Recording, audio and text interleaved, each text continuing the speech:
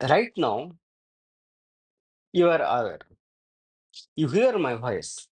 You feel your breath. You know that you are listening. But what is this knowledge? What is this invisible light that allows thoughts, emotions, and sensations to appear? Is consciousness produced by the brain, or is the brain appearing within consciousness? Is consciousness personal or universal?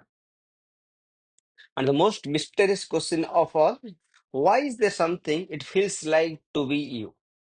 Today, we explore the deepest mystery science has not solved, and philosophy cannot escape the nature of consciousness. Let's understand through a story.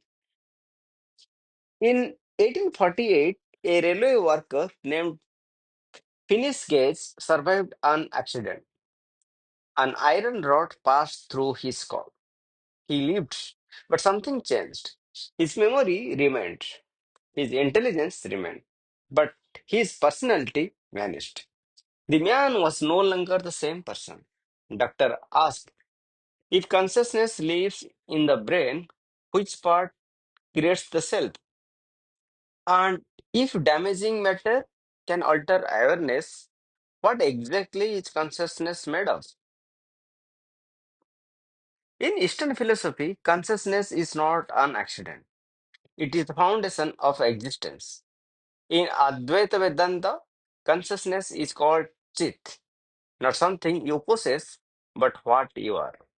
The world appears in consciousness like waves on an ocean. Buddhism takes a different path.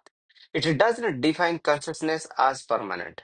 It sees awareness as a stream, arising moment by moment. Yet, both agree on one truth.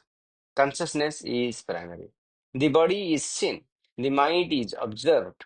So, who is the observer? In the East, consciousness is not produced, it is uncovered. Western philosophy struggled with consciousness. Descartes divided reality into two parts, mind and matter. But how does matter produce experience? This became known as the hard problem of consciousness. Philosophers like John Searle argued no amount of computation creates a subjective experience. Others, like Daniel Dennett, argued consciousness is an illusion. But an illusion to whom? Western thought circles one question. How does physical matter give rise to inner experience? Indigenous traditions never separated mind and world. For them, consciousness is everywhere. In Amazonian cultures, plants are teachers.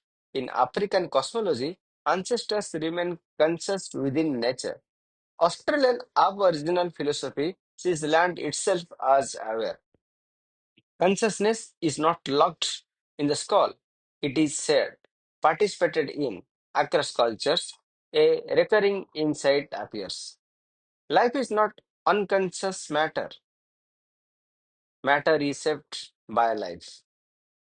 Neuroscience maps the brain, but it cannot find consciousness. It finds activity, patterns, correlations, but experience itself remains invisible. Artificial intelligence can calculate, but it does not fail. Quantum physicists now ask, is consciousness involved in observation? Some theories suggest consciousness may be fundamental, not emerging from matter, but matter emerging from consciousness. Modern science is approaching what ancient philosophy always suggested. Consciousness may not be inside the universe. The universe may be inside the consciousness. Before your thoughts, before your memories, before your identity, there is awareness. It has no shape, no edge, no boundary. Thoughts come and go, sensations rise and fall, but awareness remains. So perhaps consciousness is not something you have. Perhaps it is what you are.